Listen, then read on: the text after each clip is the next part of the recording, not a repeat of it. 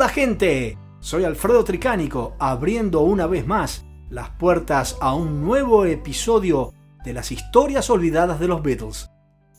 Hoy seguimos compartiendo algo más de la relación de los cuatro de Liverpool con el LSD. Sgt. Pepper's se editó en junio del 67. Fue reconocido rápidamente como el mejor salto hacia adelante de la música moderna. Unió a críticos y fanáticos por igual por su concepto de espectáculo de variedades, arreglos elaborados y composición de canciones e innovadoras portadas. Incluso más que sus predecesores, en este LP, los Beatles superaron los límites dentro de los estudios, creando sonidos nunca antes escuchados. Grabado con más de 400 horas en 129 días. Fue un LP con una aceptación gigantesca. Pero no todos estaban hechizados por el LP. El 6 de mayo, la edición de Disc and Music Echo llevaba el titular Canción de los Beatles sobre drogas prohibida. La publicación decía que varias estaciones de radio de Los Ángeles no emitían Un día en la vida debido a que entendían que la línea Love to Turn You On era una referencia al consumo de drogas. La BBC, que durante décadas fue el termómetro moral de la nación, pidió una copia y Robert Scott de la BBC decía: en nuestra opinión, esa expresión se deriva exclusivamente del uso de la droga LSD y sería prudente que todos los DJs no la transmitieran. La BBC ha malinterpretado la canción. No tiene nada que ver con el consumo de drogas, es solo un sueño. Yo escribí esa canción sobre un titular de un periódico. Se trata de un accidente y de su víctima. ¿Cómo puede alguien leer drogas? Todo el mundo quiere encontrar la palabra droga en las frases más inocentes. Un día en la vida fue una de las 3 canciones del LP que no se difundieron. Las otras 2 eran Con una pequeña ayuda de mis amigos y Lucy en el cielo con diamantes. Paul decía, la referencia de cannabis en Con una pequeña ayuda de mis amigos fue intencional. John, mientras tanto, vio la fascinación de la gente por encontrar significados y eso lo inspiró para escribir Glass Onion del álbum blanco. Los Beatles solo reconocieron abiertamente su uso de drogas después del lanzamiento de Sgt. Pepper's.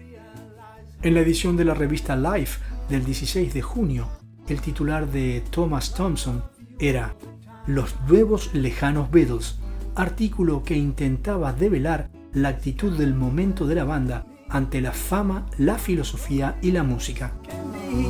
Thompson describió a Paul como comprometido con las posibilidades del LSD como una cura universal para todos. El artículo dio vuelta al mundo y un día después del cumpleaños 25 de Paul, un equipo de la televisión independiente de noticias tocaba las puertas de su casa en el número 7 de Cavendish. Paul, how often have you taken LSD? Acepté la entrevista. Me preguntaron si me drogaba y pensé, les diré la verdad. Pero si tienes alguna preocupación que pueda tener un efecto en los jóvenes, entonces no lo publiques. La entrevista transmitida más tarde esa noche mostró a un Paul desafiante e inocente. John y George se solidarizaron al admitir que ellos también habían consumido drogas, aunque no dieron más detalles. Más tarde, George expresó dudas sobre la forma en que se transmitió el mensaje. Pensé que Paul no tendría que haber dicho nada porque hizo que todo fuera un lío. La gente nos estuvo molestando al respecto durante mucho tiempo. En 1987, George dijo a la revista Rolling Stone, hasta el LSD no me había dado cuenta que había algo más allá del estado de conciencia. Pensé definitivamente que el LSD simplemente voló todo y tenía una sensación muy abrumadora de bienestar. Era como ganar cientos de años de experiencia en tan solo 12 horas. Este viaje espiritual comenzó en abril del 65, cuando filmaban El restaurante indio para el film Help en los estudios Twickenham. Con el efecto secundario, el LSD me despertó algo dentro de mí. En el 66, una avalancha de otros pensamientos vinieron a mi cabeza. En ese momento tenía mucho deseo de saber. Al igual que John, también reconoció que la experiencia dental fue un punto de quiebre. Más adelante, admitió que compartir esa experiencia con John lo hizo más cercano. Cynthia se daba cuenta el cambio positivo en la personalidad de George. Antes de la experiencia de George con el LSD, había sido el más callado y a menudo el más testarudo de los cuatro. Pero para mí fue el Beatle que más cambió su carácter y temperamento a lo largo de los años. Creció muy rápido, cambiando de un joven sin tacto a un individuo de pensamiento sensible. El LSD siguió influyendo en George hasta los días finales de los Beatles.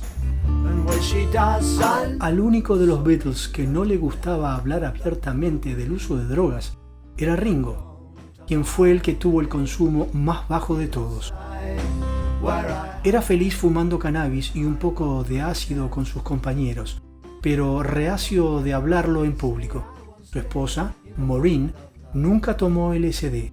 Cigarros y whisky eran las únicas drogas en su casa. Cuando la revista Life dio a conocer la noticia de que los Beatles consumían LSD, Ringo mantuvo sus opiniones prácticamente en privado. En el 77, entrevistado en su casa de Hollywood por Elliot Mintz para el programa de radio Inner View, se le preguntó sobre el uso de drogas psicodélicas y reaccionó a la defensiva. No fui más allá del ácido. He puesto varias sustancias en mi cuerpo, pero no voy a hablar de eso. Fue muy importante para mí en ese momento y no le pedí a nadie que lo tomara. Consideró que las drogas habían tenido una influencia positiva en la música pop, pero sin embargo deseaba que los jóvenes no emularan a los Beatles en el uso de esas sustancias.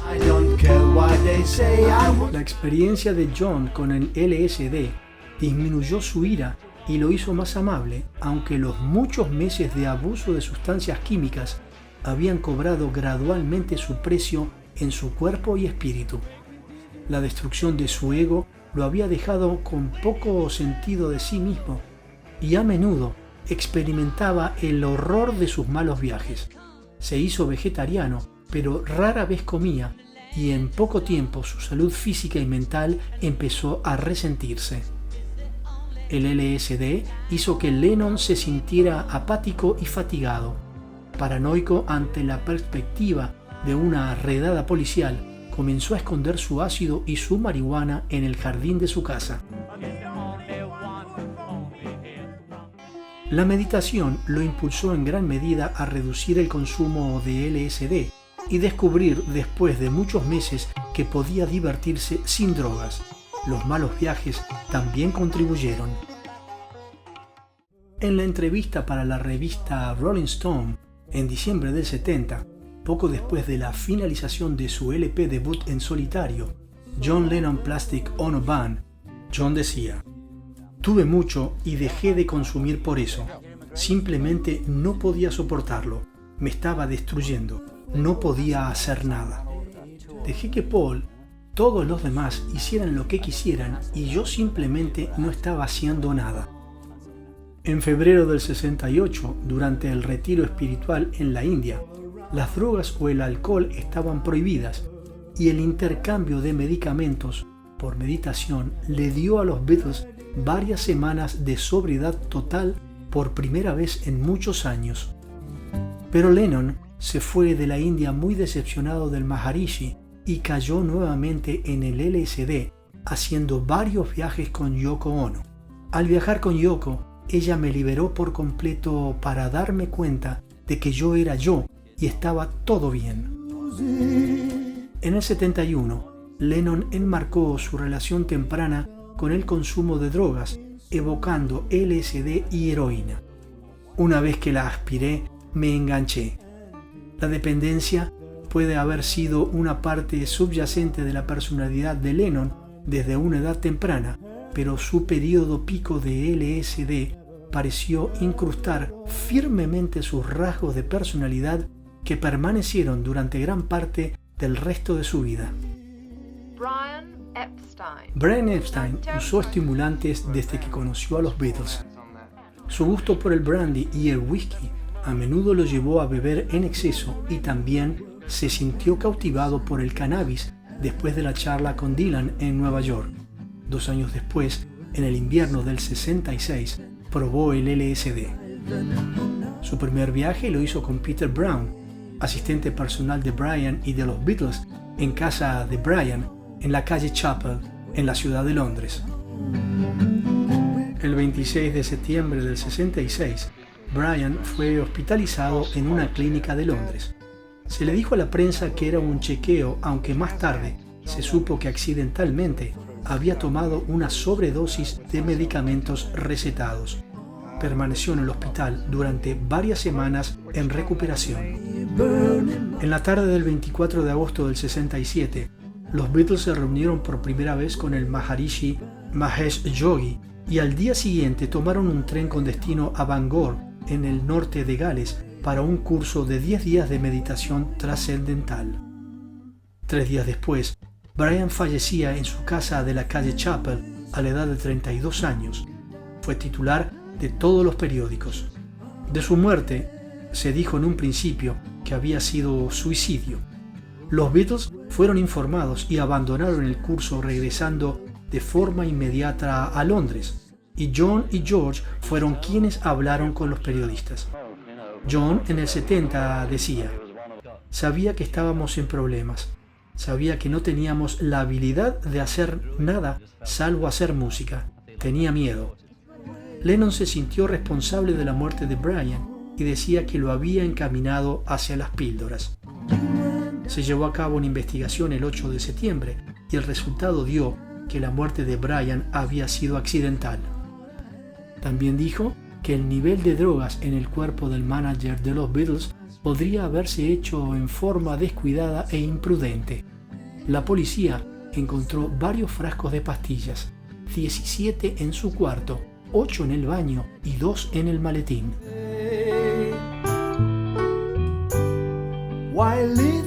Gracias por su compañía. En próximas entregas seguiremos compartiendo más de las historias olvidadas de los Beatles.